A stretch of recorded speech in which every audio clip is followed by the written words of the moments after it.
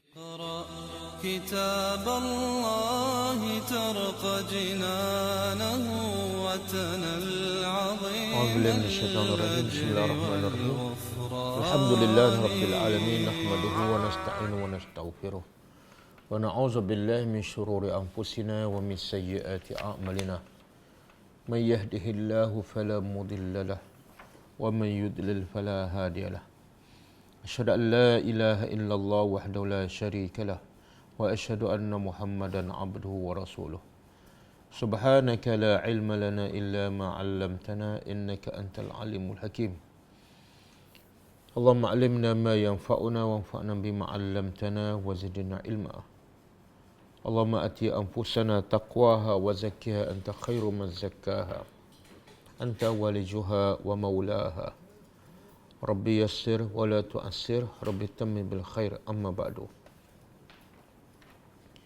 InsyaAllah pagi ini kita sambung tadabbur pengajian sirah nabawiyah. Kita rasanya insyaAllah kita sampai muka surat 157. Betul ke?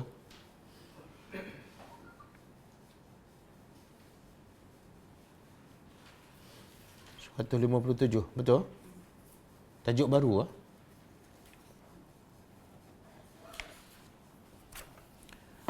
Dan kita ni masih dalam tempoh dakwah secara terbuka dan bentuk-bentuk ancaman dan penyiksaan oleh orang musyrikin kepada orang-orang beriman di Mekah.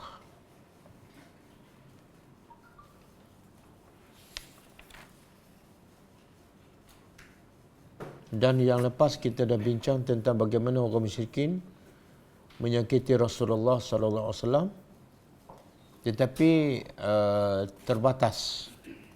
Sebab Allah berkata dalam Al-Quran, A'udzubillahi minasyaitonirrajim, inna kafainakal mustahzi'in.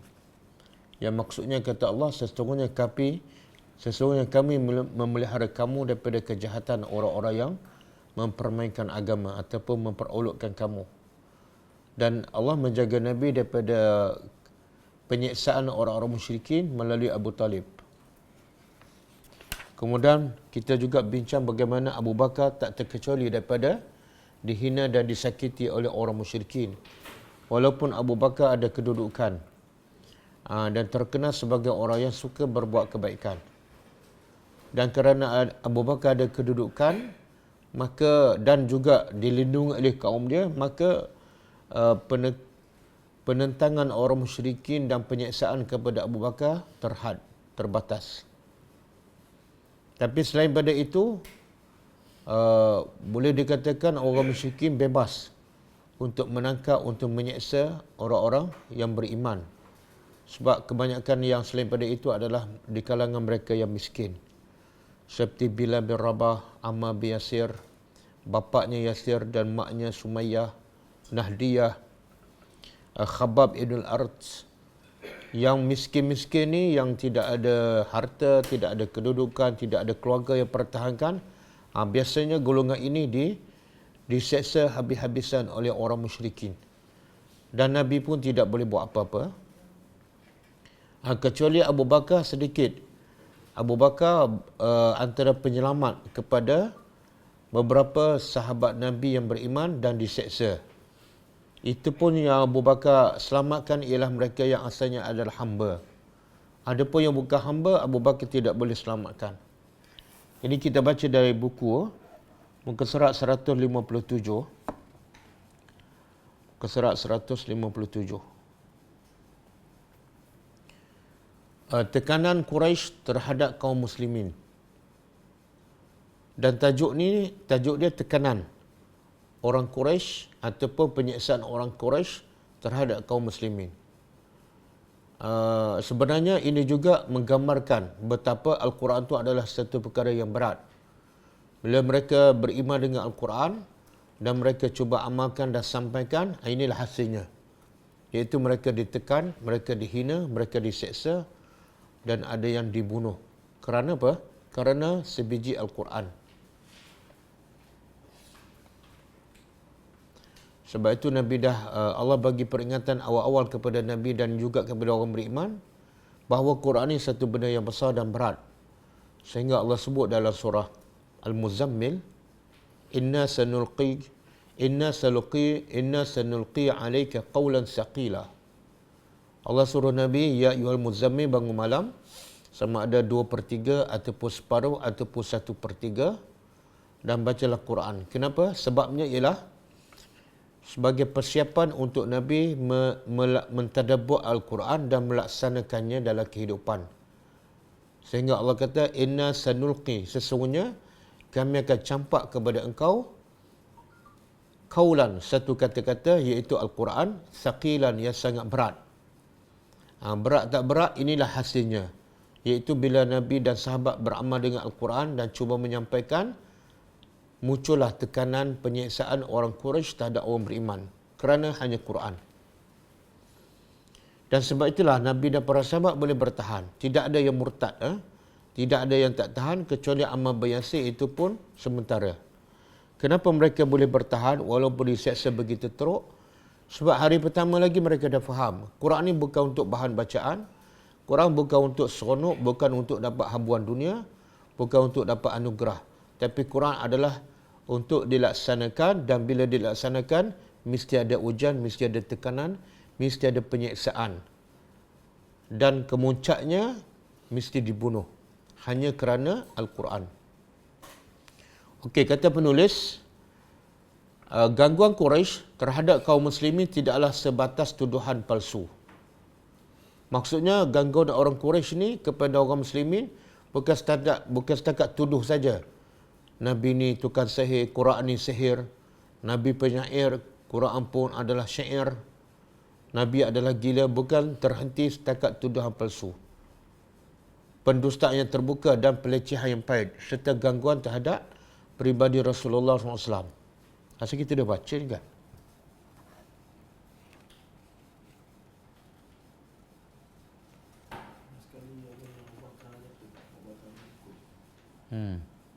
Abu Bakar kena pukul.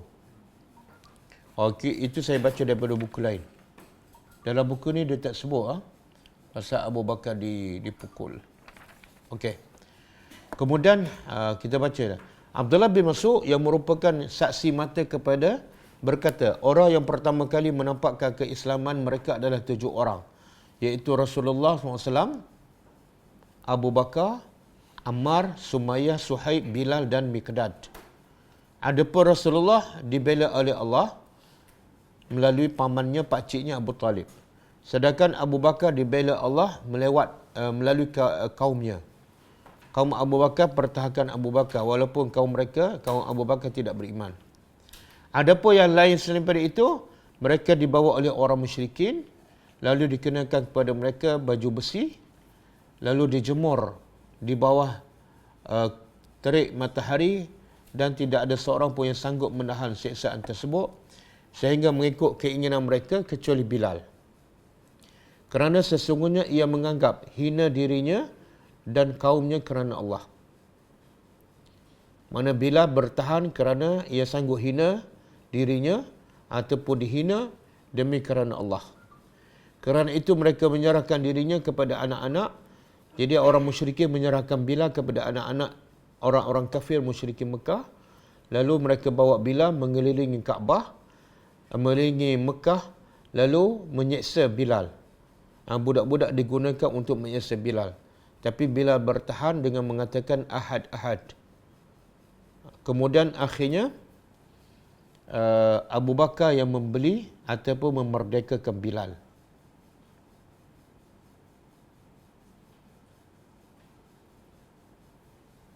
Kenapa Bilal diseksa? Sebab pertama Bilal orang hamba. Yang kedua dia daripada Habsyah, daripada Ethiopia, daripada Afrika. Jadi dia tidak ada saudara mara di Mekah. Yang ketiga dia adalah orang yang miskin. Jadi tak ada harta. Itu antara faktor menyebabkan Bilal antara yang paling teruk diseksa. Dan dia tidak ada nilai bagi orang musyrikin Mekah. Sebelum itu hanyalah sebagai khadam, sebagai hamba kepada pembesar Mekah.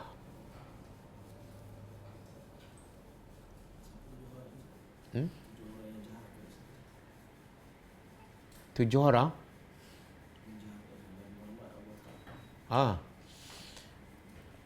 Tak, yang peringkat awal Islam, Nabi, Abu Bakar, Ammar, Sumayyah, Suhaib, Bilal dan Miqdad. Rasulullah sallallahu alaihi wasallam, Abu Bakar, Ammar, Sumayyah, Suhaib, Bilal dan Miqdad. Ini antara yang awal beriman dan antara yang diseksa oleh orang musyrikin Mekah.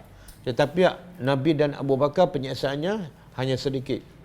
Tapi yang selain pada itu, Ammar, Sumayyah, Suhaib, Bilal dan Miqdad, penyeksaannya sangat berat. Sebab apa? Sebab mereka miskin, hamba dan tidak ada keluarga di Mekah.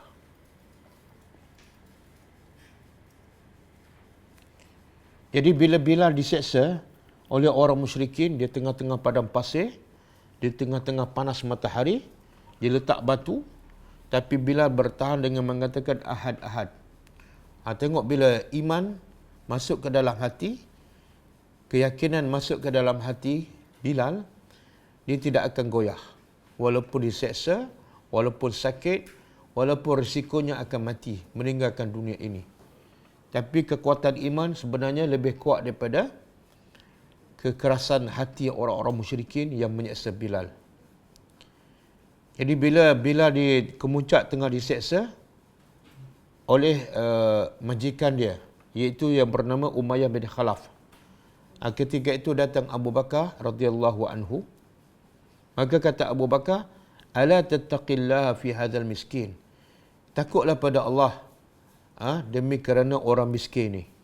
Kamu tak takut pada Allah kah dalam kamu menyeksa seorang yang miskin, iaitu Bilal? Jadi Abu Bakar bagi nasihat kepada Umayyah bin Khalaf walaupun dia kafir. Sampai bila kamu nak menyeksa? Hatta mata. Sampai bila kamu nak menyeksa orang yang miskin ni? Kamu tak ada faedah pun menyeksa orang miskin. Maka jawab Umayyah bin Khalaf, majikan kepada Bilal.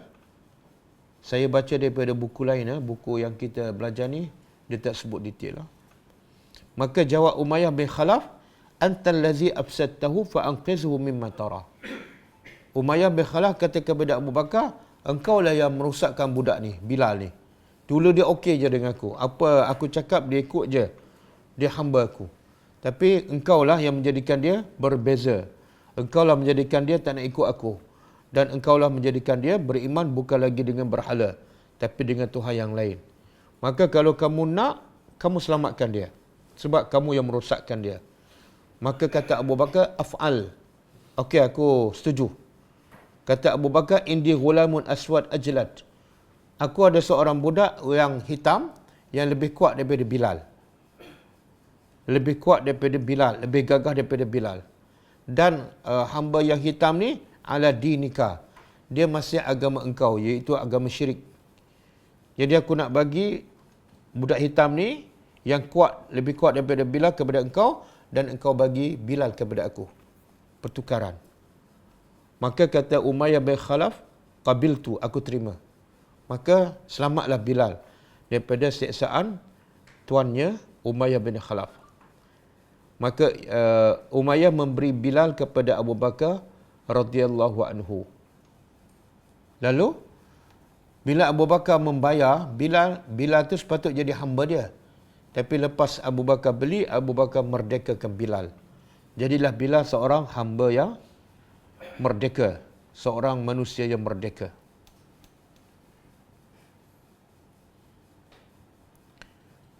Di sini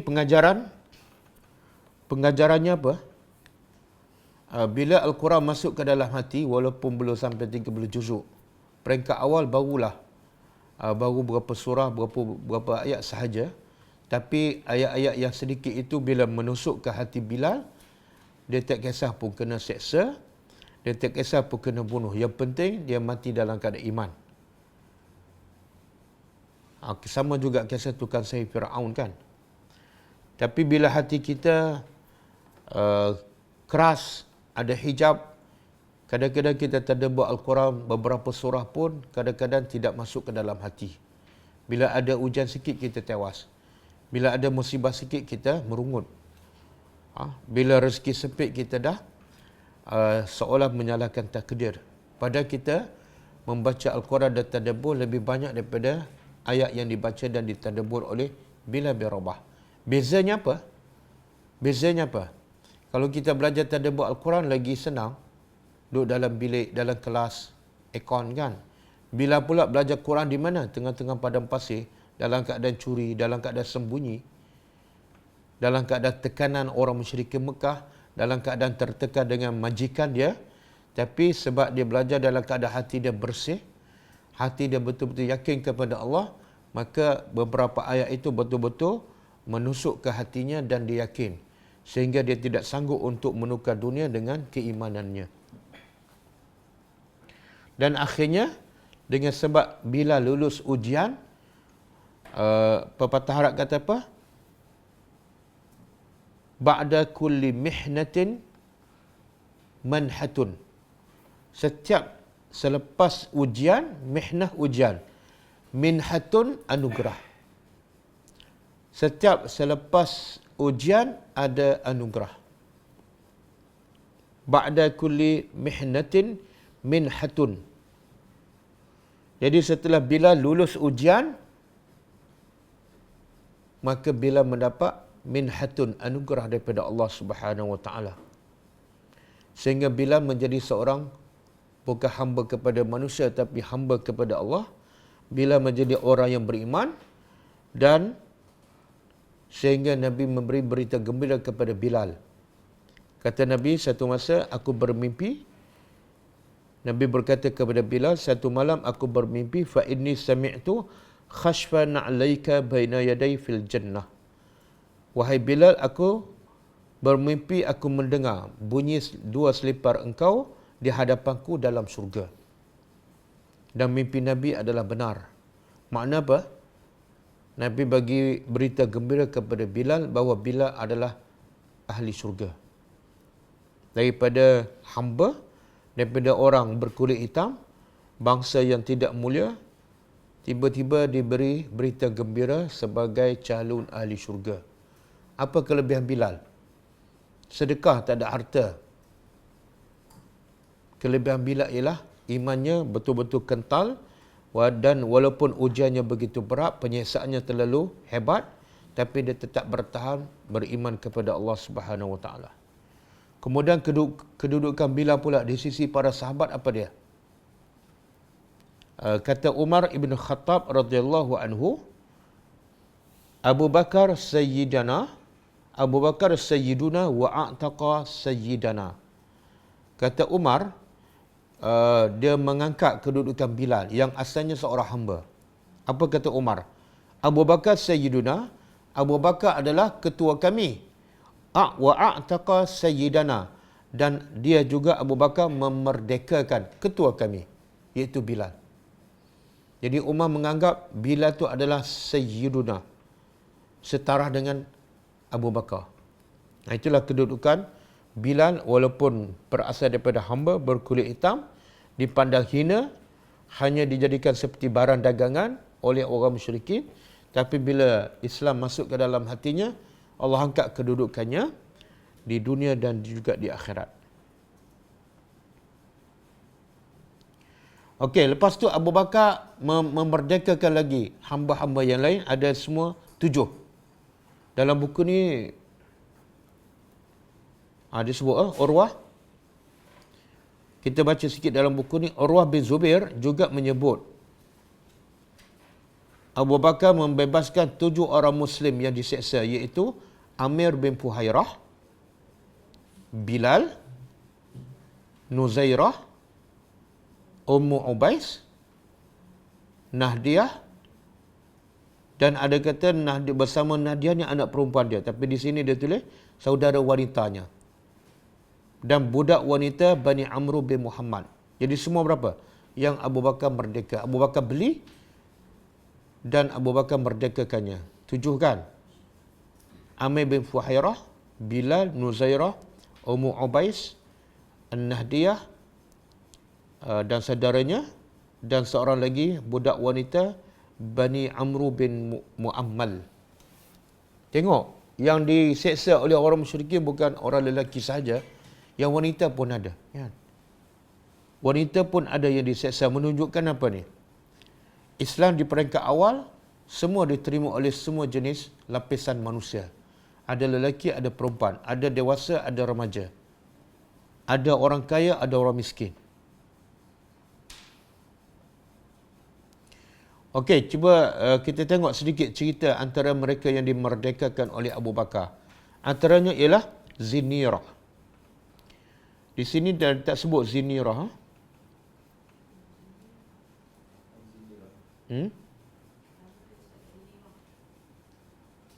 Saya rasa dia silap ni. Nuzairah. Dalam buku kita dia tulis Nuzairah kan? Tapi dalam buku sirah lain dia tulis Zinirah. Nuzairah, Zinirah.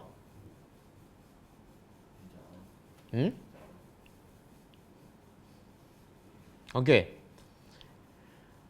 Zinirah ni juga seorang hamba. Tapi hamba bila dia terima Islam, suruh dia beriman kepada Allah. Dan bila dia terima Islam, bila dia beriman, dia diseksa oleh orang musyrikin. Dan matanya buta. Matanya buta.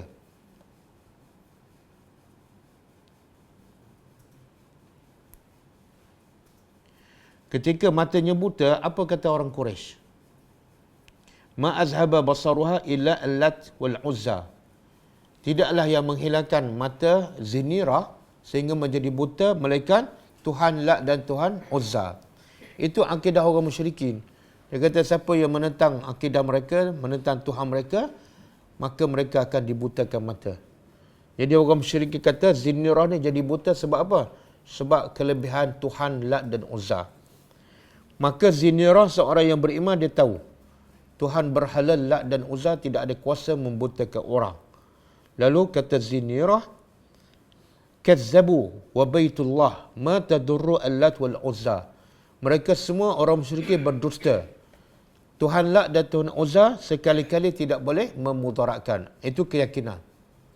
Walaupun dia hamba, walaupun dia baru masuk Islam, tapi dia cukup yakin. Selain daripada Allah, tidak ada satu pun yang boleh memudaratkan.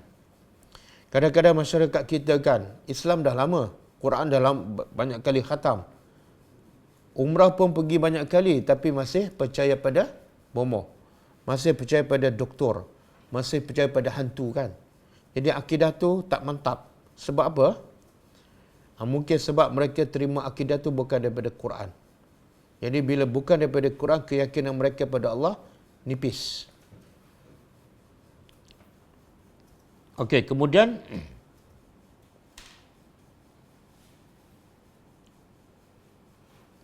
juga Abu Bakar membebaskan Nahdiyah. Nahdiyah Dagan. Dalam buku sirah lain dia kata Nahdiyah wa bintaha dan anak perempuannya. Tapi dalam buku kita dia kata Nahdiyah dan saudara wanitanya. Tak apalah. Khilaf. Yang penting Nahdiyah dengan seorang wanita. Pun dimerdekakan. Nahdiyah dengan saudaranya adalah hamba kepada seorang wanita jahiliah. Seorang wanita jahiliah. Kemudian bila majikan dia tahu Nahdiyah dan saudaranya telah beriman, maka majikannya telah menyeksakannya dan dia bersumpah, majikannya bersumpah, wallahi demi Allah la a'tikukuma abadan. Demi Allah aku tak akan merdekakan kamu berdua. Kata siapa ni? Majikan Nahdiyah dan saudaranya. Majikannya kata demi Allah aku tak akan bebaskan kamu selama-lamanya. Dan ketika itu Abu Bakar datang. Kata Abu Bakar, ini kerja Abu Bakar ni. Kerja Abu Bakar apa dia? Kerja tokoh korporat. Bukan meningkatkan barang dagangan dia, tapi meningkatkan imannya kepada Allah dan meningkatkan ganjaran pahalanya di sisi Allah. Apa kata Abu Bakar pada majikan Nahdiyah? Hil ni apa makna? Batalkan sumpah kamu tu. Sebab orang Arab pun dia faham bila bersumpah tak boleh langgar. Kalau nak langgar kena batalkan. Jadi Abu Bakar kata, batalkan sumpah kamu, ya umma fulan, wahai ibu si fulan. Faqalat, okey, sekarang aku batalkan. Tapi engkau yang merusakkan dua hamba ni, kan? Asalnya mereka penyembah berhala, tapi sebab engkau dan kawan engkau Muhammad, mereka dah tukar agama. Maka kalau engkau yang telah merusakkannya, engkaulah yang perlu merdekakan keduanya. Maka Abu Bakar bertanya, Fabikam, berapa ni? Aku nak merdeka dua orang ni dengan harga berapa? Hamba kena beli. Kalau kita nak merdekakan, pertama kena beli. Lepas kita beli, jadi hak kita. Lepas tu baru kita merdekakan. Baru jadi macam orang biasa. Maka majikan dia kata, bikaza wa kaza. Tak sebut berapa. Pastilah dia demand kan. Dia tahu Abu Bakar kaya dan peluang. Abu Bakar memang akan bebaskan. Maka dia letak harga yang mahal. Maka Abu Bakar bersetuju, qad akhaztuhuma. Okey, aku bayar pada kamu dan kamu bebaskan kedua-duanya. Lalu keduanya dimerdekakan oleh Abu Bakar radhiyallahu anhu. Ini antara mereka yang dimerdekakan oleh Abu Bakar radhiyallahu anhu.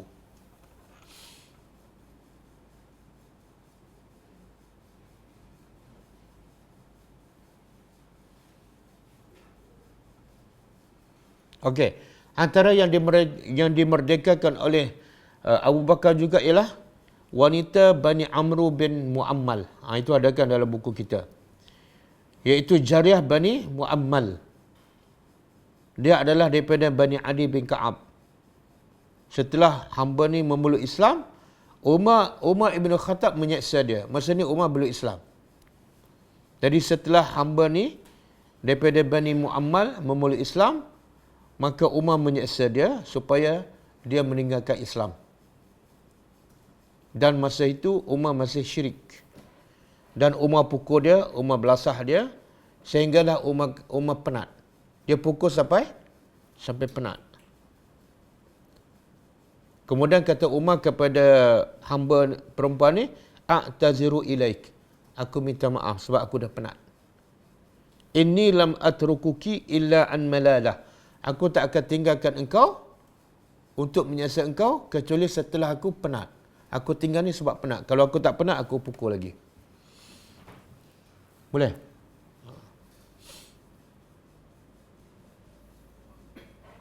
Kita pernah tak pukul orang bukan sampai orang tu lembek, tapi sampai kita penat? Pernah tak? Kadang-kadang kita pukul 2-3 kali pukul, kesian kan? Kesian, kita dah berhenti. Kita tak penat lagi. Tapi Umar ni dia pukul sampai dia penat. Makna pukulan tu teruklah. Kemudian Abu Bakar datang. Maka Abu Bakar memerdekakannya. Dan jadi berapa semua yang Abu Bakar merdekakan? Abu Bakar beli dan merdekakan. Semua sekali? Kalau masuk Zinirah, ataupun mungkin Zinirah tu orang yang sama dengan Nuzairah. Sama ada 7 ataupun 8. Berapa banyak ni tak disebut, tapi pastilah kalau duit kita sekarang mungkin puluh ribu ataupun ratus ribu.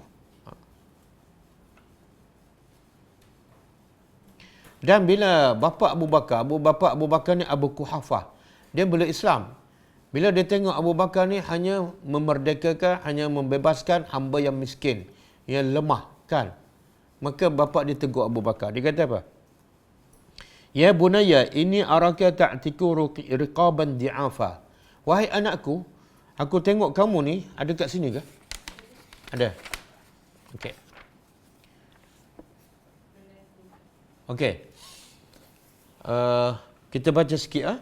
Di antara hal yang dijelaskan oleh Urwah bin Zubair tentang penyiasaan umat Islam yang lemah adalah tatkala Abu Bakar sedang melewati An-Nahdiyah yang sedang diseksa majikan wanitanya, ia berkata, demi Allah, aku tidak akan membebaskanmu hingga kehidupanmu yang akan membantumu untuk bebas. Abu Bakar berkata, berapa untuk dibebaskan? Lalu dia menjawab, sekian-sekian. Kita bacakan. Ia berkata, aku mengambilnya Abu Bakar kata, aku mengambilnya dan memerdekakan Nahdiyah. Lalu Abu Bakar berkata pada Nahdiyah, kembalikan kepadanya odonan rotinya. Ia menjawab, biarkan aku mengadukan untuknya. Faham tak? Jadi bila dia hamba ni, dia kerja dengan majikan. Kerja paling utama apa dia? Ada roti lah untuk makan. Untuk majikan dia makan. Ialah macam pembantu rumah kan. Ke rumah dah masak. Jadi bila dia Abu Bakar dah beli dia dan merdekakan dia, dia tak terikat lagi dengan majikan. Maka Abu Bakar kata apa? Pulangkan bekas untuk mengadu roti. Pulang, itu hak dia. Maka kata Nahdiyah, dia kata apa? Tunggu aku, biarkan aku selesaikan adunan roti. Dah selesai, dah siap semua, aku bagi semua dalam keadaan dah siap. Boleh faham? Itu menunjukkan apa tu? Akhlak. Akhlak mulia orang yang baru beriman. Walaupun dia hamba, walaupun dia wanita, walaupun dia telah dimerdekakan oleh Abu Bakar, dia tak ada kaitan dengan majikan. Tapi dia nak laksanakan juga yang dia rasa itu tanggungjawab dia yang belum selesai. Itu akhlak orang beriman.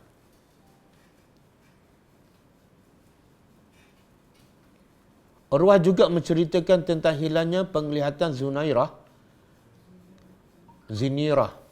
Kan saya rasa dia tersilap ni. Sini dia tulis Zinirah. Sebenarnya Zinirah. Hilang penglihatan Zinirah kerana ia salah satu sasaran penyiksaan orang Quraisy akibat keislamannya.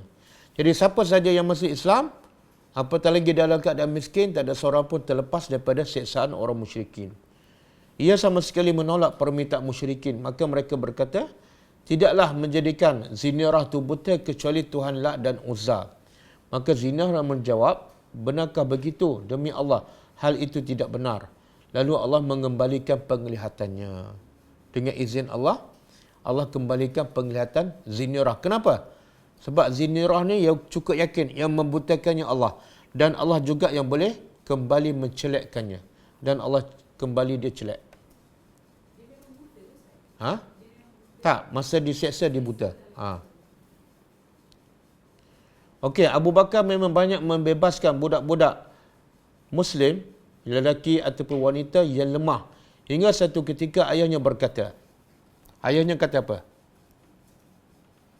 Dia logiknya, kalau kita nak merdekakan orang, biasa zaman jahiliah, kalau dia nak beli hamba, dia beli hamba yang paling kuat, yang muda kan.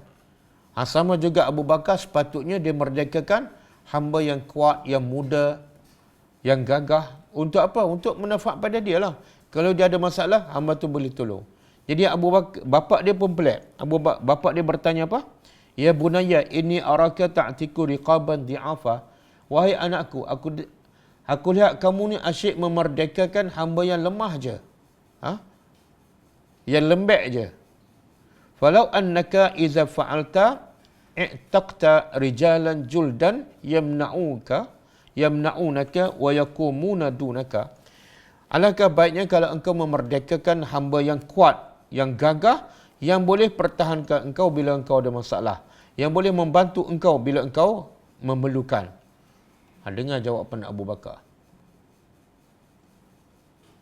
Jawapan Abu Bakar ialah, ya abati inni innama uridu ma uridu lillahi azza wa jalla. Wahai bapakku, sesungguhnya aku merdekakan ini semua bukan untuk aku, tapi aku merdekakan kerana Allah dan untuk Allah. Untuk dapat apa? Untuk dapat redha Allah. Kan?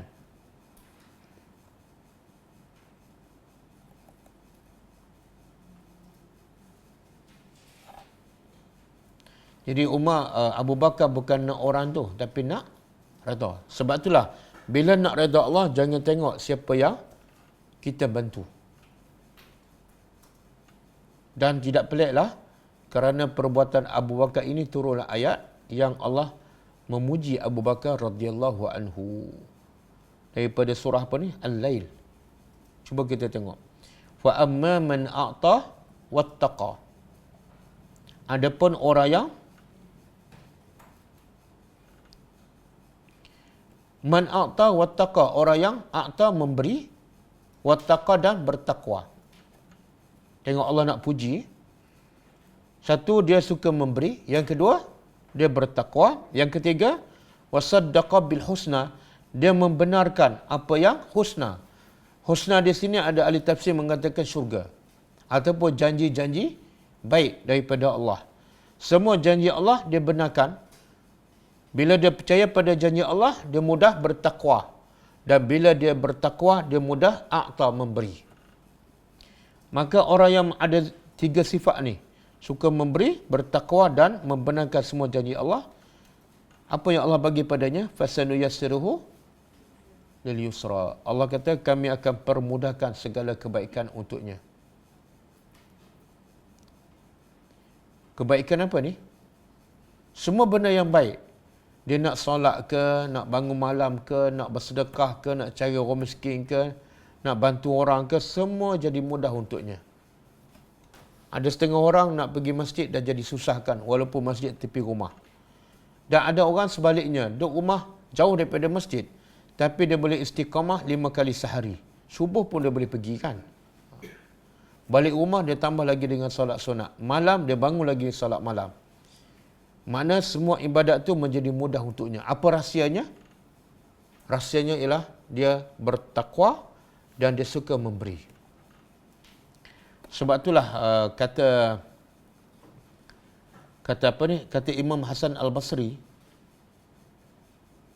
dia kata kepada golongan tabi'in, dia kata Abu Bakar bukan lebih daripada kamu dari segi ibadat, solat malam ataupun puasa. Bahkan kadang-kadang solat kamu lebih baik daripada Abu Bakar. Puasa kamu lebih baik daripada Abu Bakar. Jadi apa kelebihan Abu Bakar sehingga Allah turun ayat Allah puji? Dan orang yang akan dapat syurga paling tinggi. Apa kelebihannya? Kelebihan Abu Bakar ialah al-iman. Iman dia cukup kuat, keyakinan dia pada Allah cukup hebat. Wasaddaqa bil husna. Dan apa saja yang Nabi cerita, dia membenarkan walaupun tak masuk akal. Sebab tu Abu Bakar digelar As-Siddiq, bukan orang yang banyak mendirikan malam, orang yang banyak berjihad, orang yang mati syahid, bukan. Abu Bakar tak mati syahid. Tapi Abu Bakar mendapat kedudukan tertinggi sebab dia membenarkan semua janji Allah sehingga dia digelarkan As-Siddiq. Kemudian Allah sebut lagi, kita sambung surah ni, surah Al-Lail. Allah kata apa? Itu golongan pertama. Golongan kedua, wa amma man bakhilah wastaghna. Adapun orang yang bakhil, yang kedekut. Sebab apa dia bakhil? Sebab dia istaghna, dia rasa diri dia cukup. Biasa yang kaya ni jadi kedekut. Sebab apa? Sebab dia rasa dia tak perlukan pahala. Semua dia nak, dia dapat. Semua dia nak makan, dapat. Jadi apa perlu pahala? Apa perlu bantu orang? Kemudian orang ni yang suka kedekut dan rasa serba cukup ni puncanya apa? Wa kazzaba bil husna. Dia mendustakan apa saja yang dijanjikan oleh Allah dan Rasul. Surga, neraka, dosa, pahala, semua dia tak percaya. Kemudian orang macam ni juga Allah bagi hukumannya kat dunia, iaitu fasanuyassiruhu lil usra. Kami akan permudahkannya untuk melakukan al-usra. Apa makna al-usra? Al-usra lawan yusra. Kalau yusra benda yang mudah, iaitu amal soleh. Amal soleh ni sebenarnya mudah. Tapi kalau tidak ada iman jadi sukar. Usra makna apa? Amalan yang tidak baik. Maksiat, kemungkaran. Jadi Allah kata apa? Siapa yang kedekut, kami akan permudahkannya untuk melakukan maksiat. Sebab itulah kita tengok ada jenis orang, mudah je buat maksiat. Ada je alasan. Dia rasuahkan. Kadang-kadang sampai berpuluh tahun tak ada siapa tahu. Jadi mudah. Dia nak mencuri, dia bercakap bawa asyik. Orang tak dapat kesan. Sebab apa? Allah permudahkan untuknya. Minta dijauhkan. Apa punca? Sebab dia kedekut. Sebab dia rasa dia serba cukup. Maka Allah hukum dia dengan mudah untuk melakukan maksiat. Okey, kemudian Allah kata apa? Wa ma yughni anhu maluhu idza taradda. Kita nak pergi pada ayat yang Allah puji Abu Bakar ni. Belum sampai lagi ni. Wa ma yughni anhu maluhu idza taradda, dan hartanya sedikit tidak membantunya apabila dia mati. Yang kedekut, yang berbangga dengan harta, yang rasa serba cukup, Allah kata apa? Segala hartanya tidak memberi apa-apa faedah bila dia mati. Duit-duit dia 1 sen pun tak laku, sebaik saja dia mati. Kemudian Allah kata, inna alaina lal huda, sesungguhnya ke atas kamilah petunjuk. Jadi siapa nak dapat hidayah Allah, baliklah kepada Allah, sebab petunjuk itu adalah milik Allah. Kemudian wa inna lana lal akhirata wal ula, dan sesungguhnya bagi kami juga akhirat dan dunia. Jadi siapa nak hidayah, cari Tuhan. Siapa nak akhirat, cari Allah. Siapa nak dunia, cari Allah. Kenapa? Sebab semuanya milik Allah. Jadi siapa nak dunia, cari manusia, dia tak akan dapat dunia. Kecuali dunia itu akan menjadi musibah kepadanya. Lepas tu Allah kata apa? Fa'anzartukum naran talazza. Lalu aku memberi peringatan kepada kamu tentang naran talazza, api yang membakar. Api yang membakar. Jadi peringatan yang paling berkesan kepada manusia ialah tentang azab neraka. Selagi manusia tak yakin pada azab neraka, tak percaya pada hari kebangkitan, selagi itulah manusia tak akan berubah. Selagi itulah manusia tidak akan mentaati Allah. Kemudian Allah kata apa? Neraka itu, naran talazza la yaslaha, tidak akan masuki melainkan orang yang paling celaka. Jadi yang masuk neraka ni semua yang celaka. Mungkin kat dunia dia orang yang terbaik, orang yang paling kaya, orang yang paling ada kuasa. Tapi bila dia tak beriman, dialah yang paling celaka, akan masuk neraka.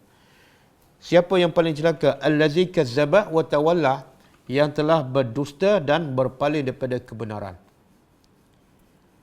Okey, habis siapa yang selamat daripada naran talazza? Siapa yang akan selamat? Yang celaka tak selamat. Siapa yang akan selamat? Wasayujannabuha al-atqa, yang akan selamat daripada neraka, yang akan jauh daripada naran talazza ialah al-atqa, orang yang paling bertakwa. Subhanallah. Cuba tengok. Siapa orang yang paling bertakwa ni? Apa ciri-ciri utamanya? Kalau kita ditanya, apa ciri-ciri orang yang bertakwa? Mungkin kita akan jawab apa? Orang yang solat malam, kan? Orang yang jaga solat 5 waktu. Orang yang pergi haji umrah. Orang yang selalu ikut kelas tadabbur. Tapi tengok Allah kata apa? Siapa orang yang paling bertakwa? Allazi yu'ti malahu yatazakka.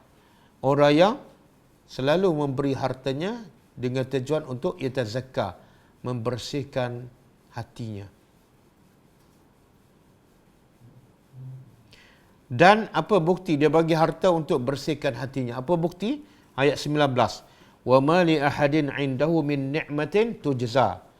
Tidak ada seorang pun di sisinya yang dia bagi nikmat itu, dia mengharapkan tujza, dibalas.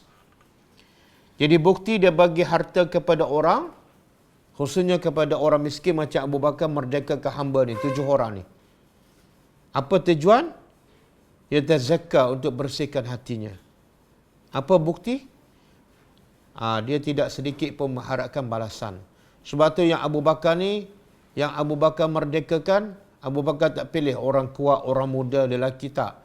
Dia merdekakan semua. Perempuan pun dia merdeka, lelaki pun dia merdeka, yang lemah pun dia merdekakan. Sebab apa? Sebab dia langsung tak mengharapkan balasan daripada orang tu. Yang diharapkan ialah illa btigha'a wajhi rabbil a'la, melainkan hanya mengharapkan wajah Tuhannya ataupun redha Allah Subhanahu wa taala. Wala saufa yarda, maka Allah akan redha kepadanya, ataupun dia juga akan redha kepada Allah Subhanahu wa taala. Jadi pengajaran daripada kisah Abu Bakar dan juga ayat ni ialah orang yang paling mulia ialah yang suka memberi. Orang yang paling mulia ialah yang suka memberi. Sebab tu Allah kata wailun, celaka kepada likulli humazatil lumazah, kepada pengumpat dan pencela. Kenapa? Antara sifat pengumpat dan pencela ialah allazi jama'a malan wa addadah. Dia suka kumpul harta. Jadi yang celaka ni dia suka simpan harta. Kedekut. Yang paling mulia, yang paling hebat, yang paling baik ialah a'ta, suka memberi. Dan bila dia memberi, ia tazakka, untuk bersihkan hati, bukan nak nama, bukan nak balasan. Illa btigha'a wajhi rabbil a'la. Sebab itulah Abu Bakar, kedudukan Abu Bakar paling tinggi di syurga selepas para nabi. Apa kelebihan dia? Dia suka memberi harta dengan tujuan untuk yatazakka.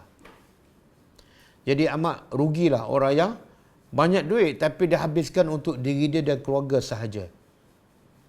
Untuk pergi umrah, untuk melancong kan. Kadang-kadang umrah berkali-kali, haji pun berkali-kali. Rugilah orang ini. Sebab dia bukan bagi duit untuk yatazakka. Kalau bagi duit untuk yatazakka, kena bantu orang. Bantu orang. Okey. Kemudian kita sambung. Kita sambung. Muka surat 159. Banyak sekali riwayat yang menyatakan beragam, berbagai-bagai bentuk siasaan yang menimpa Ammar bin Yasir beserta keluarganya yang memang hal ini cukup menjadi bukti sejarah atas terjadinya hal ini. Para ahli tafsir menyebutkan yang kita dah sebut minggu lepas kan. Dalam keluarga Ammar bin Yasir ni, Yasir terus diseksa sampai dibunuh. Maknya Sumayyah pun diseksa sampai dibunuh. Ada satu ketika Nabi lalu di tempat keluarga Ammar bin Yasir diseksa. Dalam keadaan mereka diikat, diseksa, Nabi lalu. Kemudian Nabi kata kepada keluarga Ammar bin Yasir. Apa ucapan Nabi? Kalau kita tengok orang tengah diseksa dan tak ada siapa membantukan, kita kesian. Nabi berkesian, tapi apa ucapan Nabi kepada keluarga Ammar bin Yasir? Apa dia? Sabran al-Yasir. Sabarlah wahai keluarga Yasir. Kenapa? Kenapa kamu kena sabar? Sakit macam mana, sampai mati sekalipun kamu kena sabar. Kenapa kena sabar? Sebab Nabi kata, fa inna maw'idakumul jannah. Sebab janji kamu daripada Allah ialah syurga. Jadi syurga ni benda yang paling mahal, benda yang tinggi nilainya. Jadi nak dapat syurga kena sabar. Kalau kamu tak sabar, kamu tak akan dapat syurga. Kenapa Nabi tak bantu? Kenapa Nabi tak bantu ataupun Abu Bakar tak merdekakan, tak bebaskan? Ini keluarga ni, Yasir dengan isteri Sumayyah, Abu Bakar tak bantu dan Nabi pun tak bantu. Hanya Nabi kata sabar je. Kenapa? Ada pendapat mengatakan tiga beranak ni bukan hamba. Jadi bila bukan hamba, Abu Bakar tak boleh nak beli dan merdekakan. Dia datang daripada Yaman. Bukan sebagai hamba. Kemudian Nabi pula tak bantu sebab apa? Sebab Islam masa itu tak kuat. Yang memeluk Islam pun tak ramai. Kalau Nabi bantu akan berlaku pertembungan. Bila berlaku pertembungan, Islam akan mati di situ je.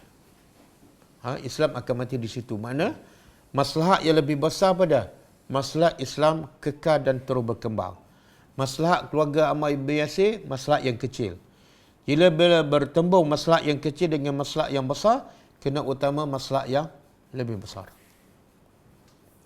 Dan kita tahu kan, minggu lepas dah sebut, Ammar dalam tiga beranak ni, bapa dia Yasir dan Sumayyah, mak dia sampai tahap dibunuh. Tapi Ammar anak dia tak tahan. Lalu dia mencela Nabi Muhammad. Dipaksa oleh orang musyrikin, kalau kamu nak bebas, cela Nabi Muhammad. Kutuk agama kamu sendiri. Dan puji Lat dan Uzza. Maka Ammar bin Yasir ikut. Dia cela Nabi dan akhirnya dia bebaskan. Tapi lepas tu dia rasa tak puas hati, dia jumpa Rasulullah. Dia mengatakan, bagaimana iman aku ni? Aku dah kutuk kamu, aku dah cela agama Islam dan sebagainya. Demi untuk bebas sebab aku tak tahan. Maka Nabi kata, bagaimana hati kamu ketika kamu mengucap kekufuran. Maka kata Bilal, qalbi mutmainnun bil iman. Hati aku tetap yakin dengan iman, tidak goyah. Cuma aku mengutuk kamu dan mengutuk Islam sebab aku tak tahan dengan azab. Maka Nabi jawab kepada Bilal, kepada Ammar, fa in adu fa'ud. Kalau mereka ulang menyeksa kamu dan kamu tak tahan, buat macam tadi juga. Boleh. Jadi dibolehkan kita mengatakan kata-kata kufur bila pertama bila kita diseksa, yang kedua bila kita tidak tahan penyeksaan. Tapi yang terbaik jadi macam Sumayyah dan Yasir. Jadi macam Bilal, mereka bertahan sampai sudah. Okey. Jadi semua ni kerana apa ni? Sahabat-sahabat diseksa sampai dibunuh. Sebab apa? Kerana nak dapat kesenangan dunia ataupun kerana untuk melaksanakan Al-Quran sahaja? Sebab nak laksanakan Al-Quran je. Jadi sangat beza kita terima Al-Quran, kita baca, kita khatam dengan Nabi dan sahabat terima Al-Quran. Mereka baca je kena seksa. Baca je, bila nak amalkan kena azab. Bila nak sampaikan lagi teruk kena seksa. Hanya kerana Quran. Jadi sangat berbeza cara kita terima Al-Quran dengan Nabi dan sahabat terima Al-Quran. Okey. Dan juga antara sahabat yang diseksa ialah Khabbab bin Al-Arat. Kita baca dalam buku ni. Juga yang mendapat seksa mereka adalah Khabbab bin Al-Arat. Hingga ia memohon kepada Nabi agar berdoa supaya penderitaan orang-orang lemah diringankan. Jadi Khabbab ni sama juga diseksa di tengah panas. Ada mengatakan majikan dia letak besi panah kat kepala dia. Kemudian dilepaskan, kemudian diseksa lagi. Sampailah ni dia jumpa Rasulullah. Hingga ia memohon kepada Nabi agar Nabi berdoa supaya penderitaan orang-orang lemah diringankan. Apa kata Khabbab? Dia berkata, aku datang kepada Nabi SAW yang sedang berselimut di bawah Kaabah. Di saat itu kondisi keadaan umat Islam dalam tekanan yang keras, yang sangat besar daripada kaum musyrikin. Lalu aku berkata kepada Rasulullah, ya Rasulullah, tidakkah engkau hendak berdoa agar kita bebas daripada siksaan ini? Boleh tak engkau berdoa supaya Allah bebaskan kita daripada azab ini? Nabi daripada itu, dah berselimut tu, Nabi gerakkan badan, duduk dalam keadaan muka Nabi merah. Makna Nabi tengok bila Khabbab minta Nabi berdoa, keadaan Nabi semakin Nabi marah. Bukan Nabi kesian, muka Nabi merah. Lalu Nabi berkata, sesungguhnya umat sebelum kalian ada yang disikat dengan sikat besi, maka terkoyaklah daging dan otak mereka yang berada di bawah tulang. Tidaklah hal itu, iaitu bila mereka disikat dengan daging besi, sikat besi, sehingga daging mereka terkoyak, tidak menjadikan mereka berpaling daripada agama. Mana iman mereka tidak goyah. Sedangkan yang lain pula ada yang ubun-ubun kepalanya diletak di bawah gergaji lalu dipotong menjadi dua bahagian.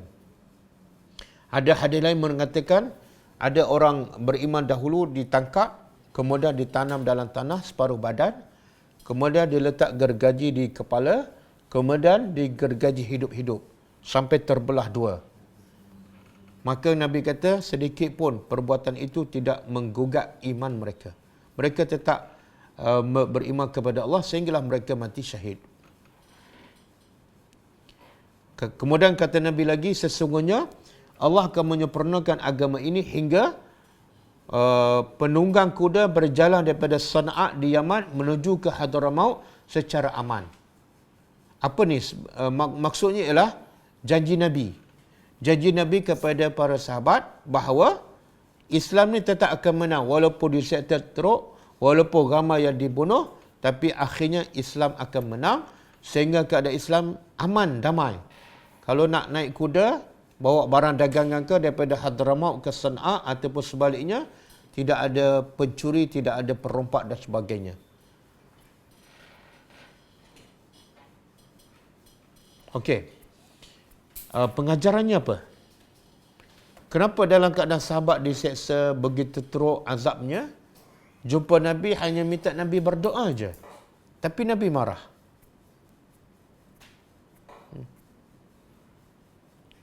Patut Nabi kata apa? Okeylah, kan? Ayalah. Nabi tak perkenankan permintaan Khabbab supaya berdoa Allah bagi kemenangan. Nabi tak.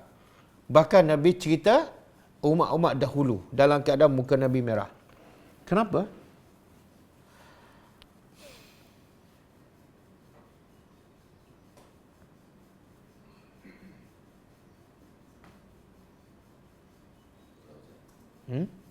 Tak tahu. Ada jawapan? Apa dia? Mana tahu dia tak sabar? Nabi muka merah, Nabi marah sebab Nabi dapati para sahabat ni tak sabar. Tak sabar tu satu kesalahan yang besar. Apa bukti mereka tak sabar? Nabi buat perbandingan dengan umat dahulu. Umat dahulu diseksa lagi teruk, kan? Disikat dengan sikat besi dalam keadaan hidup sampai daging terkoyak. Kamu belum sampai tahap tu. Dan ada yang ditangkap di tanah separuh badan, digergaji hidup-hidup sampai terbelah dua. Kamu belum sampai tahap tu. Apa ni dah nak minta doa supaya Allah bagi kemenangan? Boleh faham? Kalau kita tengok Khabbab ni, Khabbab ni kita sambung dalam buku dia cerita. Adapun Khabbab adalah dia tukang besi, dia pandai buat besi. Dan dia bekerja membuat pedang untuk As bin Wa'il hingga terkumpul padanya harta hasil kerjanya. Lalu ia menghadap As untuk menebus ataupun untuk mendapat duit dan memerdekakan dirinya sendiri.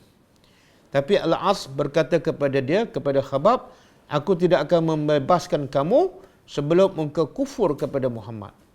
Kalau kamu nak duit, upah buat besi itu, buat pedang, untuk kamu merdekakan diri kamu dengan syarat kamu kufur kepada Muhammad. Kamu kutuk Muhammad. Khabbab pun menjawab, hingga engkau mati dan engkau dibangkitkan, aku tidak akan kufur kepada Muhammad. Makna tak dapat duit pun tak apa, tak merdeka pun tak apa. Yang penting jangan kutuk ataupun mencela Nabi Muhammad. Al-As pun menjawab juga. Dia kata sambil mengajak bahawa ia akan menembus dirinya dengan hartanya pada hari kiamat. Okey, kalau aku dibangkitkan di akhirat, kalau aku mati dan dibangkitkan, aku akan bayar di akhirat besok. Tunggulah. Dia perli. Lalu turunlah ayat Al-Quran yang berikut. Afara'aital ladzi kafar. Afara'aital ladzi kafara biayatina wa qala la'utayanna malan wa walada. Allah kata, maka apakah kamu telah melihat orang kafir yang kufur kepada ayat-ayat kami sambil ia mengata dengan mengejek, pasti aku akan diberi harta dan anak di akhirat besok. Jadi di antara penindasan terhadap kaum lemah daripada kalangan umat Islam adalah kezaliman pada harta benda dan perampasan.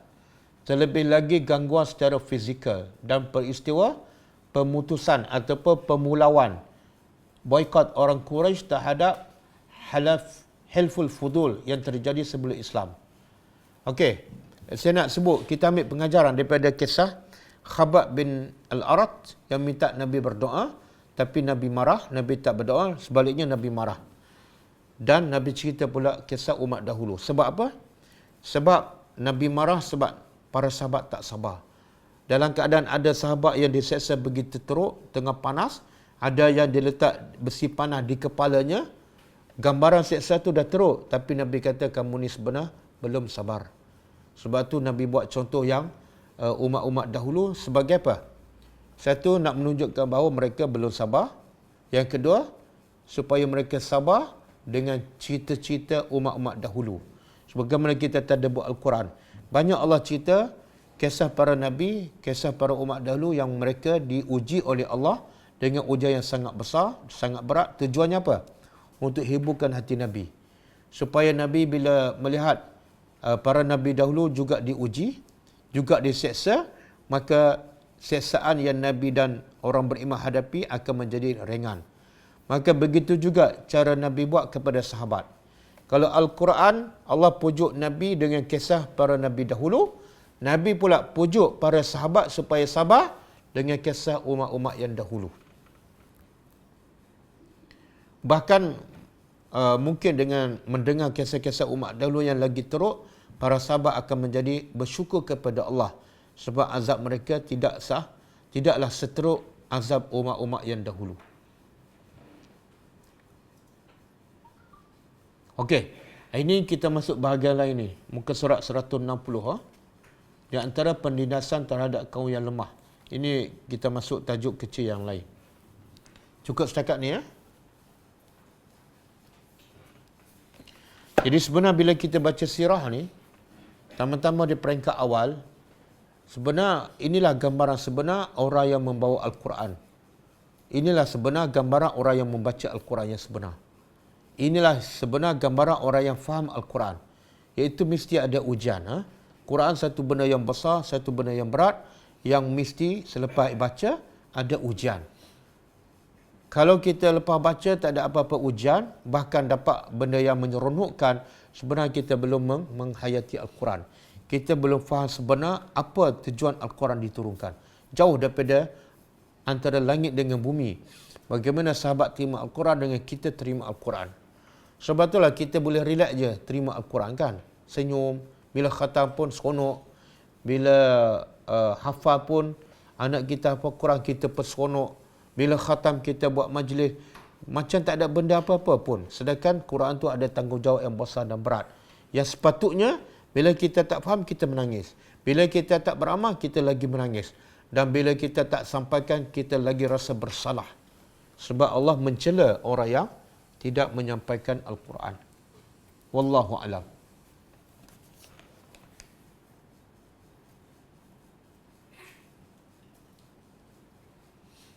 Kita tengok soalan.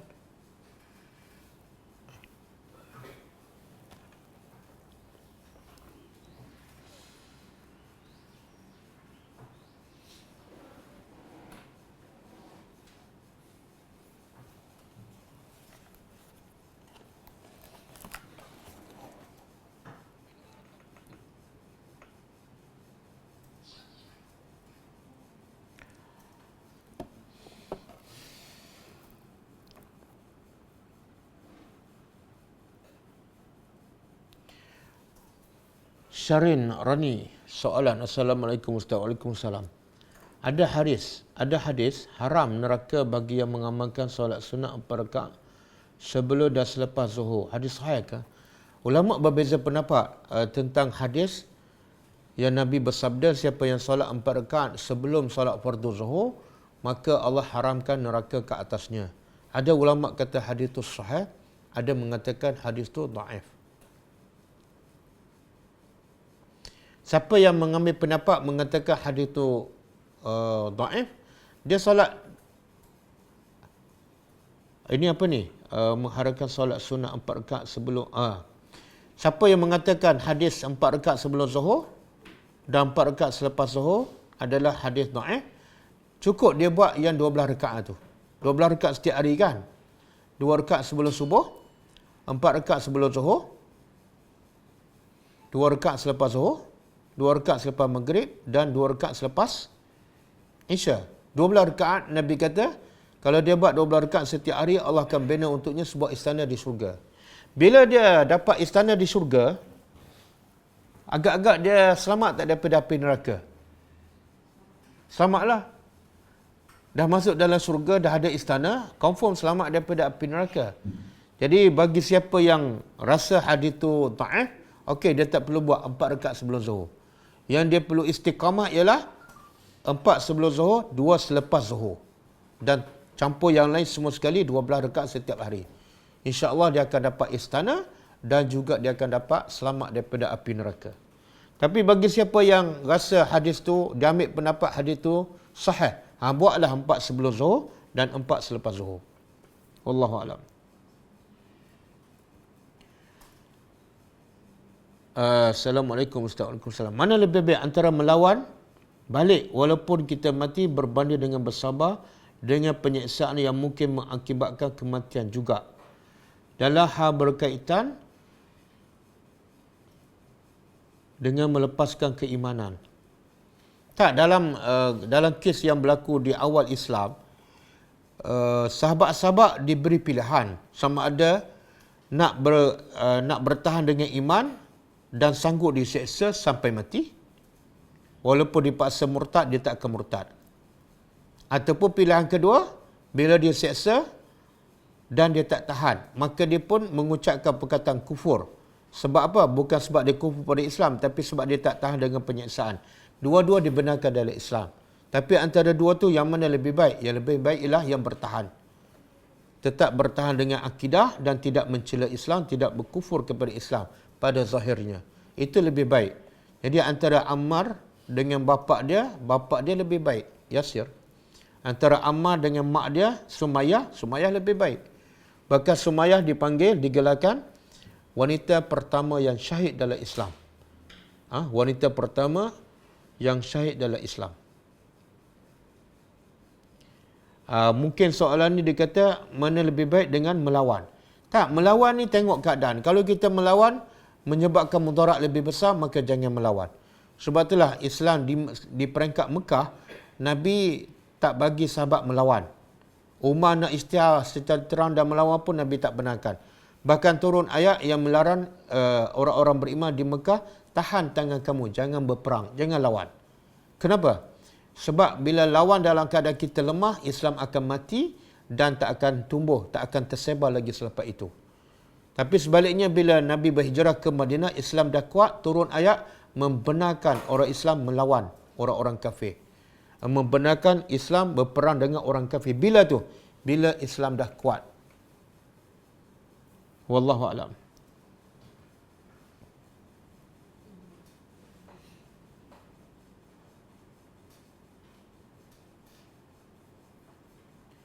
Ustaz, ada seorang yang dekat rumah saya, dia buat seperti yang Ustaz cakap tadi, iaitu setiap waktu pergi masjid dan suka bersedekah puasa Senin Khamis, tahajud setiap malam. Tapi solatnya, wirid dan lain-lain, semua tak ikut cara Nabi, malah banyak buat bid'ah. Soalan saya, adakah dia dikira orang yang salih dan bertakwa? Jawapannya tidak. Sebab nak menjadi orang bertakwa mesti taat kepada Allah dan Rasul. Allah kata apa dalam Quran? Man yuti'ir Rasul faqad ata Allah. Siapa yang taat pada Rasul, barulah dia diiktiraf taat kepada Allah. Jadi kalau dia salat, puasa kan, taat pada Allah, tapi tidak taat pada Rasul, iaitu cara salat tak ikut Nabi, dia belum bertakwa. Bahkan Allah wajibkan sesiapa yang mengaku cinta kepada Allah, fattabi'uni, wajib ikut cara Nabi, solatnya, zikirnya dan sebagainya. Jadi dia tidak termasuk orang yang salih dan bertakwa, sebab dia tidak mentaati Allah dan Rasul sekaligus. Muhammad Nazrul, Ustaz, ada hadis iman itu dua bahagian, satu sabar, satu syukur. Apa yang dimaksudkan Allah bersama orang yang sabar? Anfal. Dan adakah ucapan ini terbaik kepada kawan yang sedang diuji? Okey, maksud iman itu ada dua. Satu sabar, satu syukur. Betul lah. Ini berdasarkan hadis Nabi. Nabi kata apa? Yang Nabi rasa kagum dengan orang beriman. Semua keadaan orang beriman adalah baik. Macam mana tu? Bila dia dapat nikmat, dia bersyukur. Itu sebahagian. Bila dapat nikmat, dia semakin taat dan syukur pada Allah. Itu satu bahagian. Bahagian kedua, bila dia ditimpa musibah, dia sabar. Jadi keadaan kita ni tak lari pada dua benda je, dua ujian. Satu nikmat, satu musibah. Satu nikmat, satu musibah. Bila dapat nikmat, dia syukur. Satu bahagian. Satu bahagian lagi, bila dapat musibah, dia sabar. Jadi iman diuji dengan dua perkara. Satu nikmat, satu musibah. Dan hasil daripada ujian, dia akan dapat dua benda. Satu, kalau nikmat, hasilnya ialah dia syukur. Kalau musibah, hasilnya ialah dia sabar. Jadi dua-dua tu tak boleh dipisahkan. Kemudian maksud Allah bersama orang yang sabar. Jadi siapa yang sabar, macam kita bincang semalam. Sabar dalam melaksanakan perintah Allah. Sabar dalam meninggalkan larangan Allah. Sabar dalam menghadapi ujian. Allah akan sentiasa bersamanya. Maknanya dia akan tenang jiwanya. Orang yang sabar percayalah dia akan tenang jiwanya. Kenapa? Sebab Allah sentiasa bersamanya. Cuba bayangkan. Orang yang paling kuat, orang yang paling kaya, orang yang paling baik sentiasa bersama kita. Apa jadi dengan kita? Kita pula miskin, kita pula lemah. Tapi yang paling kuat, yang paling kaya, yang paling pemurah sentiasa ada bersama. Apa jadi dengan kita? Hidup kita akan tenang. Hidup kita akan bahagia. Maka begitu juga bila Allah kata innallaha ma'as sabirin. Sesungguhnya Allah sentiasa bersama orang yang baik. Maka orang ini akan bahagia, orang ini akan tenang. Sebab Allah bila bersama akan jaga kita. Orang-orang yang sabar. Soalan. Dah jadi kebiasaan semasa bulan Ramadan surah masjid akan upah imam tarawih jemputan hafiz untuk jadi imam. Adakah ini sesuatu yang harus dalam agama? Dia ulama beza pendapat lah pasal ambil upah baca Quran ataupun ambil upah jadi imam. Yang terbaik kata ulama ialah kita buat jadi imam ke, baca Quran ke, mengajar Quran. Yang terbaik ialah kita buat secara percuma. Tapi sekiranya yang dibayar kepada imam ataupun yang dibayar pada guru Quran, duit daripada Baitul Mal, bukan duit orang ramai. Dan yang jadi imam tu tidak ada kerja lain, tidak ada pendapatan lain. Duit pula daripada Baitul Mal, maka itu tak salah. Itu tak salah. Wallahu a'lam.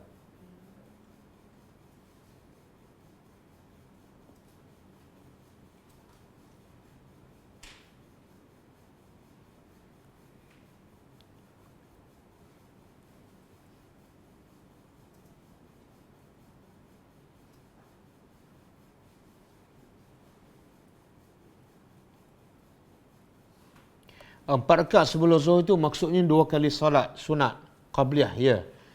Makna 4 rakaat tu dua kali salam. 2 rakaat, 1 salam, 2 rakaat, 1 salam. Ya, Selepas dia, kalau kita nak ambil yang hadis 12 rakaat, 2 je lah. 2. Sebelum ni biasa kita buat 2 rakaat sahaja sebelum zuhur. Betul? Orang Melayu ni, rata-rata kalau kita tengok di masjid, selepas azan zuhur, dia akan salat 2 rakaat saja. Tak salah, 2 rakaat. Ada hadis. Nabi kata siapa yang solat 10 rakaat, solat sunat qabliyah dan ba'diyah, yang muakkadah 12 rakaat. 10 rakaat. 10 rakaat itu apa dia? 2 rakaat sebelum zuhur, bukan 4. Bila buat 2 rakaat sebelum zuhur, campur yang lain jadi 10 saja. Tapi hadis tu Nabi tak sebut apa kelebihan. Yang Nabi sebut kelebihan di bina istana ialah 12 rakaat. Iaitu kena tambah 2 lagi sebelum zuhur. Jadi 4.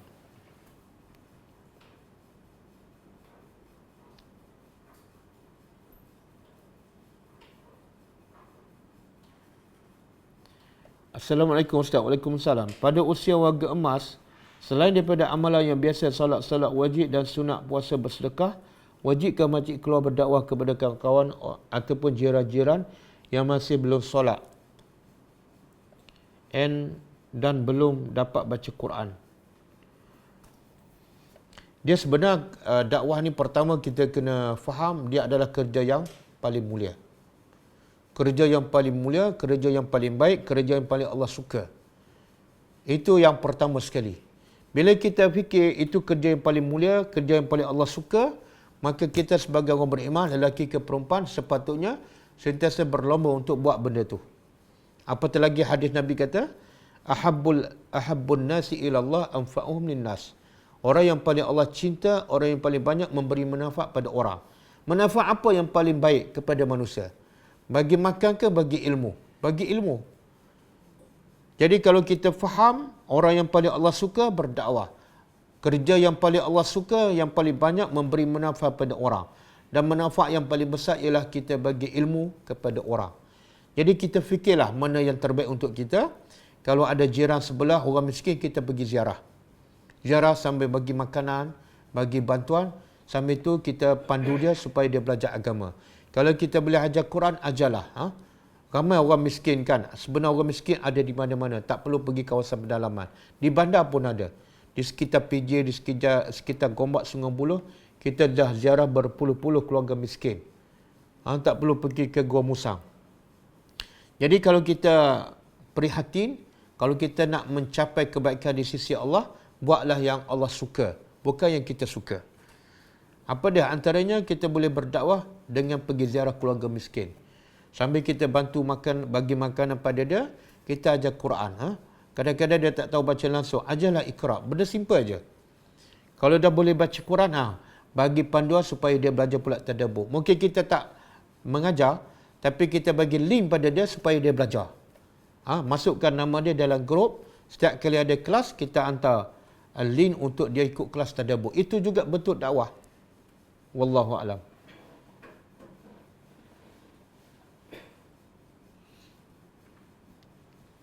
Syarat utama nak jadi takwa mesti taat pada Allah dah. Assalamualaikum Ustaz. Waalaikumsalam. Betulkah ada kelebihan selawat sultan di mana satu sama dengan 100k? Tak ada. Selawat sultan tak ada. Sultan mana ni?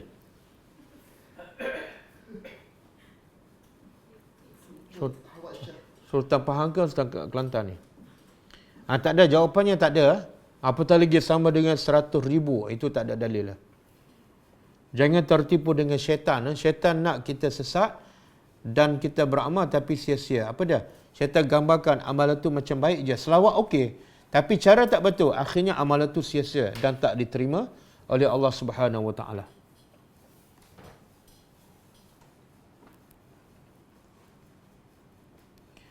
Selepas Assalamualaikum Ustaz. Waalaikumsalam. Selepas tarawih, biasa mana-mana surau dan masjid akan adakan tahlil kematian. Siap ada penama yang disebut. Boleh join ke? Tak payah join lah. Tak payah join. Sebab dia bukan sunnah Nabi SAW. Kalau betul tujuan kita nak bantu orang mati, maka buatlah cara yang Nabi buat. Nak bantu orang mati tapi cara tak sama dengan cara Nabi, maka kita tak membantu pun orang mati. Bahkan mungkin kita dapat dosa sebab perbuatan kita berbeza dengan Nabi. Allah bagi amaran dalam surah Al-Hujurat, ya ayyuhallazina amanu la tuqaddimu baina yadayillahi wa rasulih. Wahai orang beriman, jangan kamu mendahului Allah dan Rasul. Jangan memandai-pandai dalam bab agama. Yang Nabi tak buat, kamu jangan buat. Bila nak buat apa-apa, tanya, Allah dan Rasul buat tak? Allah dan Rasul suruh tak? Kalau ada dalil, buatlah. Kalau tak, jangan buat. Kalau nak betul-betul nak bantu orang yang mati, kita bacalah doa bila-bila masa di mana-mana sahaja. Bangun tengah malam, Allah makbulkan doa kita. Kalau kita nak sedekah pada si mati, sedekahlah dengan duit. Tak ada masalah, insya-Allah diterima. Ini sedekah RM10, aku niat pahala sedekah untuk si mati, jiran aku. InsyaAllah sampai. Kalau kita nak sedekah dengan baca Al-Quran, kalau ikut mazhab Syafi'i tak sampai. Tapi kalau ikut mazhab Hambali, sampai. Cuma caranya berbeza dengan yang diamalkan oleh masyarakat kita. Kita nak sedekah dengan baca Al-Quran kepada si mati, yang bukan mak bapak kita. Caranya apa? Kita baca Quran, niat untuk kita. Lepas tu bila dapat pahala, kita niatkan sedekah pahala daripada bacaan kita, niat sedekah untuk si mati, si fulan bin si fulan. Dan tak perlu berkumpul ramai-ramai. Tak perlu baca ramai-ramai dan tak perlu sempena kematian seseorang. Bila-bila masa kita buat aja. Wallahu a'lam.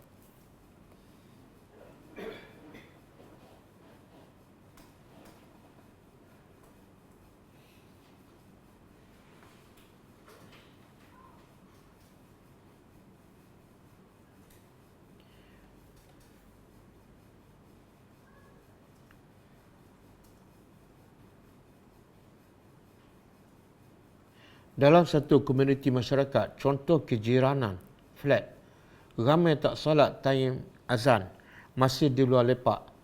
Tugas siapa berdakwah kepada mereka? Tugas siapa?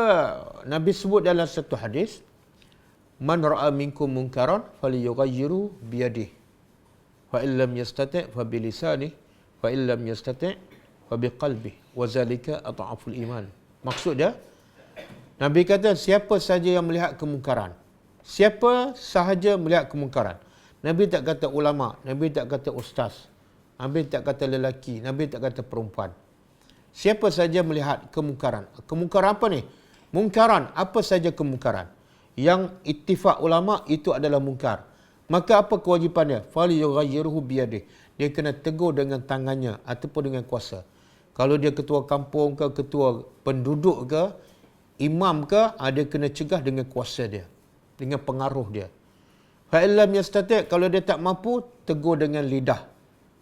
Tegur dengan lidah, bagi nasihat dengan baik.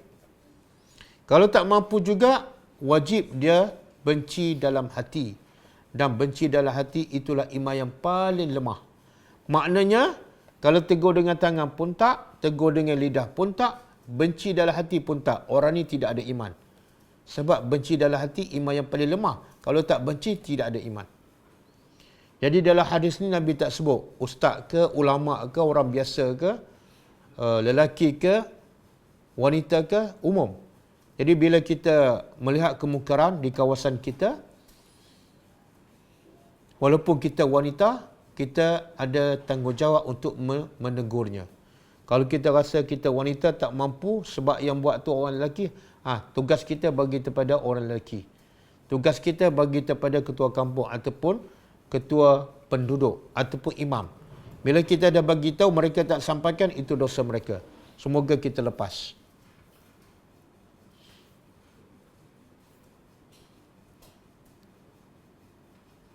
Assalamualaikum Ustaz. Waalaikumsalam. Bagaimana untuk berdakwah kepada suami kerana takut dia salah anggap oleh suami mahu mengajar pula? Berdosa? Tak. Dia sepatutnya suami ni, tak kira siapalah, orang yang beriman sepatutnya berfikiran terbuka, berlapang dada dan sentiasa sedia untuk ditegur. Walaupun dia suami, walaupun dia ustaz, walaupun dia ulama besar. Bahkan itulah sifat mulia seorang yang beriman. Iaitu sentiasa terbuka, sentiasa berlapang dada dan seronok bila ditegur. Sebenarnya bila orang tegur kita tu, itu sebenarnya tanda orang tu sayang pada kita. Kalau dia tak sayang, dia tak akan tegur. Dia biarkan kita buat dalam maksiat. Itu dia tak sayang. Jadi bila orang tegur kita, isteri ke tegur, anak ke tegur, dengan cara yang beradab, kita ucap jazakallahu khairan. Bahkan Nabi kata apa? Dalam satu hadis, al-mar'u mir'atu akhihi. Seseorang itu adalah cermin kepada saudaranya. Jadi Nabi kata orang yang menegur kita tu seumpama cermin. Jadi cermin ni bila kita tengok muka kita di cermin baru nampak jerawat. Jadi bila cermin menampakkan jerawat kita, kita marah tak pada cermin tu? Tak. Kita sepatut terima kasih kepada cermin. Sebab apa? Sebab kamulah aku nampak jerawat. Maka begitu juga bila orang menegur kesalahan kita, kita ucap jazakallahu khairan. Sebab kerana kamulah aku tahu kesilapan aku. Jadi kepada suami tundukkan ego. Dan kepada isteri bila tegur, jangan tunjuk dia tu lebih pandai pada suami. Jangan nada yang tinggi. Kadang-kadang dia tak perlu tegur pun. Kadang-kadang ajak dia pergi kelas. Ajak suami pergi kelas. Daripada dalam kelas tu, suami akan ditegur oleh ustaz. Banyak caranya. Wallahualam.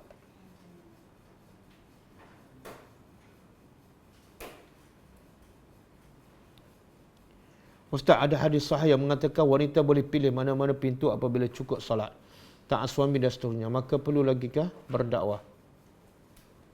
Dia sekarang, Nabi kata kalau buat 4 benda kan, salat 5 waktu, kemudian puasa bulan Ramadan, kemudian taat pada suami, kemudian yang keempat, jaga harta maruah suami bila suami tiada kan.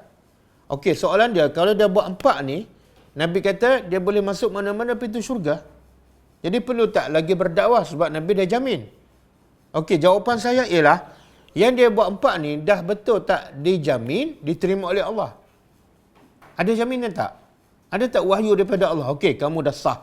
Amalan kamu 4 diterima dan kamu boleh masuk syurga. Ada tak? Tak ada. Kalau tak ada, keadaan orang beriman kena sentiasa risau. Kena sentiasa rasa tak cukup. Pergilah berdakwah. Semoga dengan dakwah tu boleh menampung kekurangan 4 ni. Wallahu a'lam.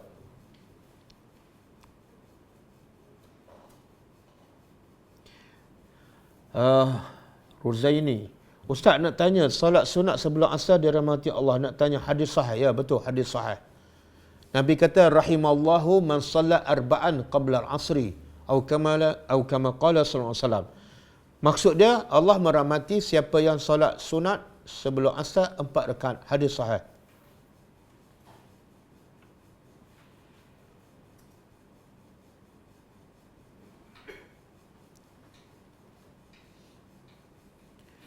Solat sunat dapat menampung kekurangan.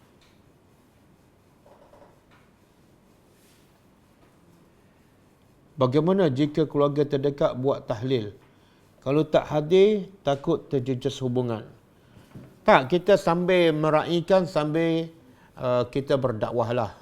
Peringkat awal, kata ulama, boleh kita pergi, bukan meraihkan perbuatan tahlil itu, tapi meraihkan hubungan silaturahim, supaya tidak berpecah. Tapi dalam masa yang sama, kita masuk sikit-sikit cerita pada dia. Tahlil ni sebenarnya sekian-sekian, bagi dalil, bagi hujah. Jangan tolak terus, jangan boikot terus. Akhirnya berlaku perpecahan dan tertutup ruang untuk kita berdakwah.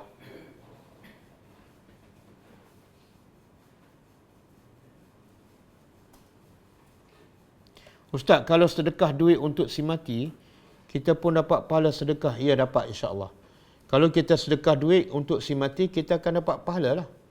Sebab mereka dapat pahala sebab usaha kita, sebab amal kebaikan kita.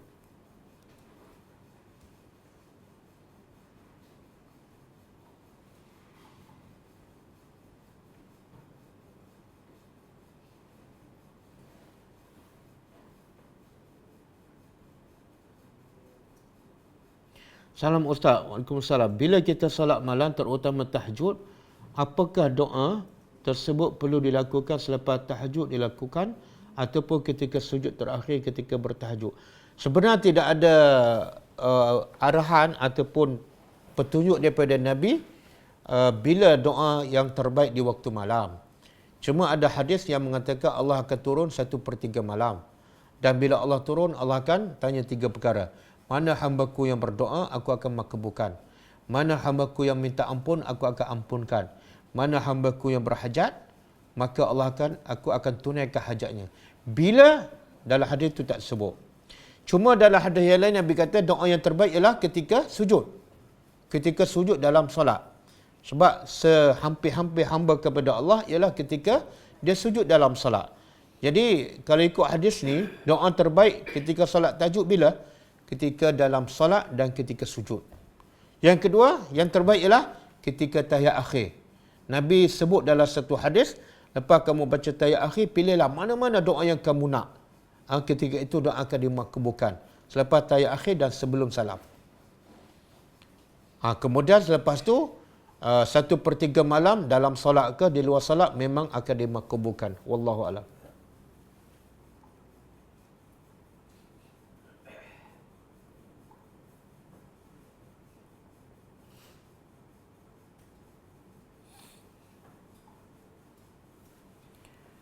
Salam Ustaz, kalau daripada keluarga kita sendiri berkumpul untuk buat tahlil arwah, macam mana tu Ustaz? Nak beritahu pada mereka? Ya, kena beritahu. Sama ada hari pertama ke ataupun selepas tu kita beritahu slow-slow. Dakwah mesti disampaikan, biar jelas. Kalau kita tak sampai, tak beritahu, mereka tak akan jelas dan dakwah tak sampai pada mereka. Begitu dengan hikmah.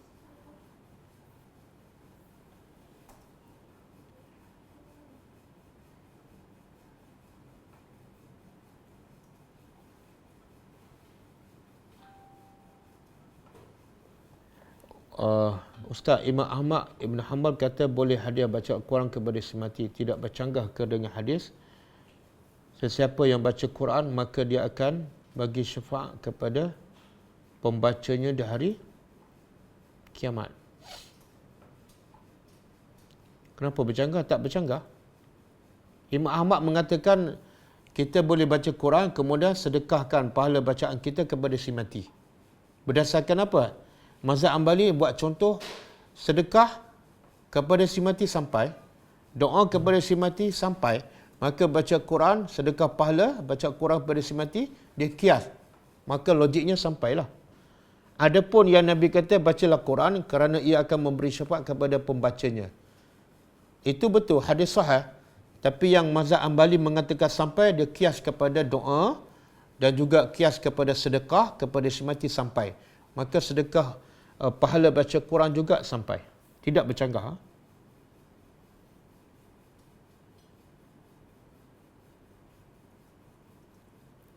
Okey, cukup dulu. Kelas kita akan datang ialah besok pukul 10.30. Kita sambut tadabbur surah Al-A'raf.